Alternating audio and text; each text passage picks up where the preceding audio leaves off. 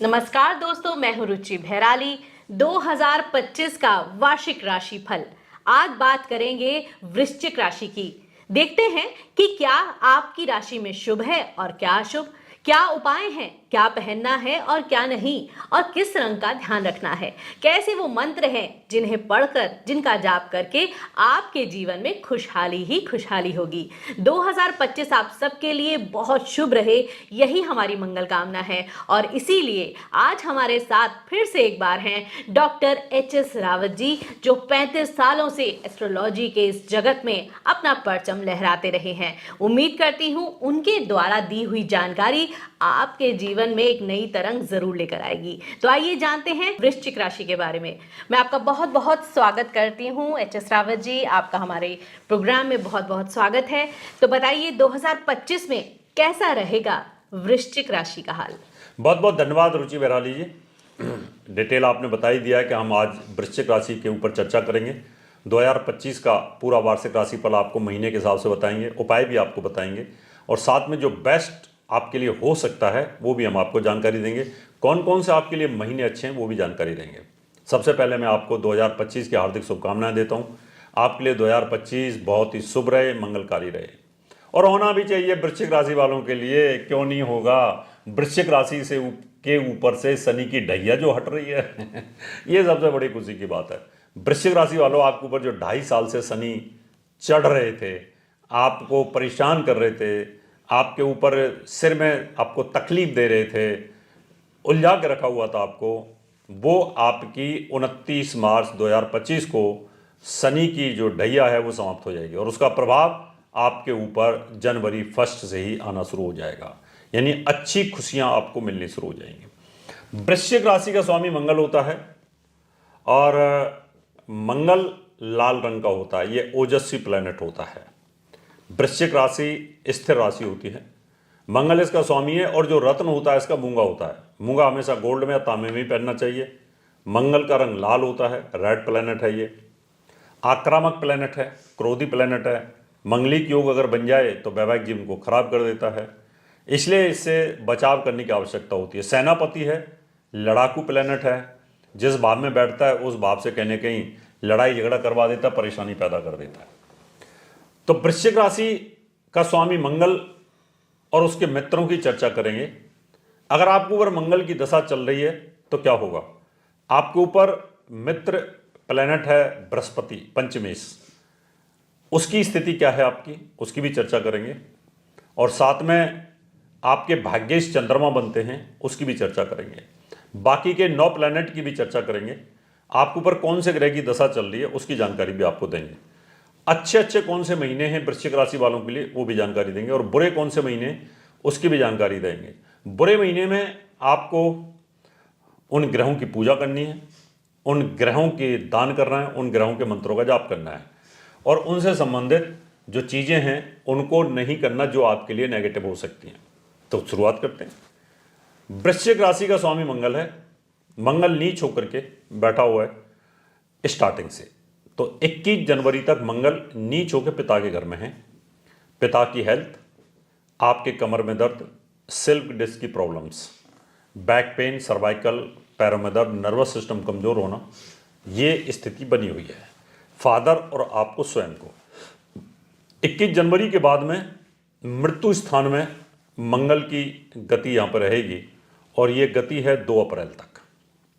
2 अप्रैल तक ये मृत्यु स्थान में रहेगा। चोट एक्सीडेंट से बचाव करना है। 2 अप्रैल से लेकर के फिर 6 जून तक मंगल दोबारा से नीच होंगे और 6 जून से जून और जुलाई 28 जुलाई तक फिर ये बहुत मजबूत स्थिति में आते हैं। यानी जून और जुलाई आपके लिए बहुत अच्छे हैं।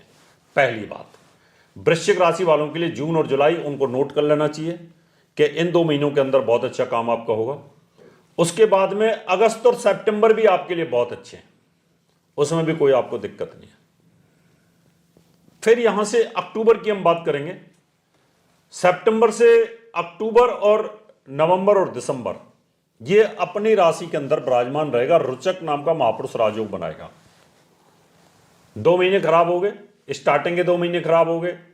उसके बाद में अक्टूबर, नवंबर और दिसंबर, इस दिसंबर तक 7 दिसंबर तक फिर ये वृश्चिक राशि में इनका भ्रमण है, बहुत ही शानदार है। और उसके बाद धनु राशि के अंदर भ्रमण है एंड तक, तो ये बहुत अच्छा है।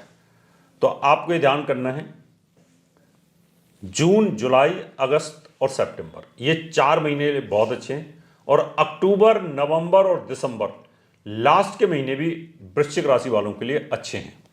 आपकी स्टार्टिंग में 3 महीने जनवरी, फरवरी और मार्च, इनमें शनि की डैया का प्रभाव भी है, मंगल नीच का भी है और मृत्यु स्थान पे भी है।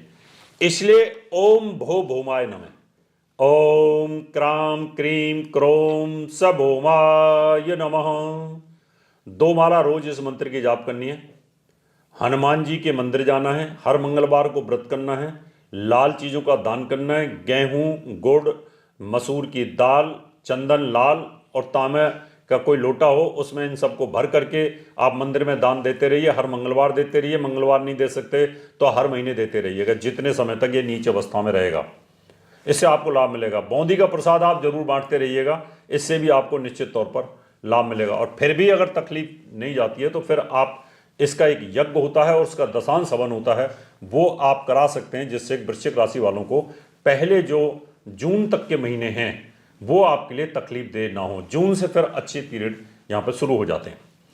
अब दूसरा ग्रह है सबसे बड़ा, वो है देवगुरु बृहस्पति। बृहस्पति धन और एजुकेशन और संतान का सुख, व्यापार, लाभ और भाग्य लेकर के आपके विवाह स्थान पर हैं। वृष राशि में है, स्थान हानि करोति जीव है। वैवाहिक जीवन पर बकरी होने के कारण थोड़ी सी तकलीफ यहां पर हो सकती है, क्योंकि केतु की दृष्टि यहां पर बनी हुई है। तो यहां बृहस्पति उसके बाद में 14 मई को मृत्यु स्थान में चले जाएंगे। देखेंगे धन भाव को, पैसा आएगा आपके पास में, जितनी जरूरत है उतना ही आएगा, लेकिन अनएक्सपेक्टेड आपके लिए नुकसान हो सकता है। तो देवगुरु बृहस्पति का आपको वीरवार का व्रत भी आपको करना है पूरे साल। मंगलवार का व्रत भी करना है और वीरवार का भी करना है। लेकिन देवगुरु बृहस्पति 18 अक्टूबर से लेकर के 6 दिसंबर तक उच्च अवस्था में चले जाएंगे। यहां जितना भी लॉस इन्होंने किया होगा उतना आपको बेनिफिट मिल जाएगा। आपके बच्चों का सुख भी, पढ़ाई का सुख भी, एजुकेशन, हायर एजुकेशन, विदेश से लाभ, ये सब आपको मिलने वाला है। ये रही स्थिति 2 इनके मित्र प्लैनेटों की। अब हम एक और इनके मित्र प्लैनेट हैं जो सबसे बड़े हैं, वो है ग्रहों के राजा सूर्यदेव। सूर्य की स्थिति स्टार्टिंग में जनवरी के अंदर धनु राशि में धन भाव पर है, 15 जनवरी तक है, और उसके बाद में फिर यहाँ से चेंज हो जाएंगे।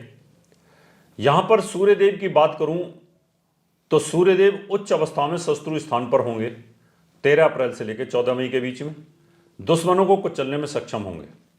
तो यहाँ पर आपको सरकार से भी बेनिफिट होगा और अच्छा फल एक मिलने का योग बनता है। उसके बाद में 16 अगस्त से लेकर 16 सितंबर के बीच में आपके कर्म भाव पर पावरफुल स्थिति में आ रहे हैं। यहाँ पर भी ये बहुत पावरफुल स्थिति में आएंगे। सरकारी नौकरी मिलने का योग, प्रमोशन होने का योग, अच्छी जगह ट्रांसफर होने का योग, बड़ा पद मिलने का योग भी आपको यहाँ पर प्राप्त हो रहा है। शनिदेव की भी बात कर लेते हैं। शनिदेव 29 मार्च तक राजयोग बना के बैठे हैं, सस नाम का महापुरुष राजयोग। ये राजयोग हट जाएगा। उसके बाद शनि पंचम भाव में भ्रमण करेंगे राहु के साथ में। आपके लव संबंध ब्रेक हो सकते हैं, 2-3 महीने ध्यान रखना है। 2-3 महीने 29 मार्च से लेकर के और 18 मई तक यहाँ अपने प्रेम का, अपनी पत्नी के साथ बड़े प्यार के साथ रहना है। गर्भवती महिलाओं को बड़ी सावधान रहने की आवश्यकता होगी। यहाँ पर काले कपड़े नहीं पहनने, नीले कपड़े नहीं पहनने, इसका ध्यान रखना होगा आपको। तो इससे बचाव करना है। और शनिवार का भी आप व्रत कर सकते हैं, तो इससे भी आपको निश्चित तौर पर लाभ मिलेगा। तेल का दान आप कर सकते हैं। तो मित्रों, ये था वृश्चिक राशि के शुभ महीने और अशुभ महीने।